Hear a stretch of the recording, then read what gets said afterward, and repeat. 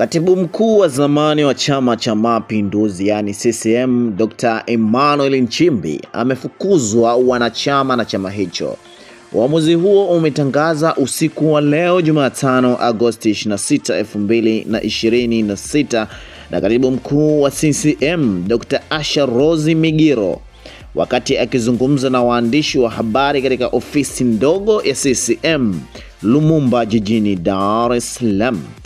Dr. Nchimbi amefukuzwa wanachama siku moja baada ya kumwandikia Rais Samia Suluhu Hassan barua ya kuomba kujiuzulu nafasi ya makamu wa rais Jamhuri ya Muungano wa Tanzania, ombi ambalo limekubaliwa. Dr. Migiro amesema uamuzi huo umetokana na maazimio ya vikao vya kamati kuu ya halmashauri kuu ya CCM vilivyokutana jijini Dar es Salaam kuanza asubuhi hadi usiku wa kuamkia leo.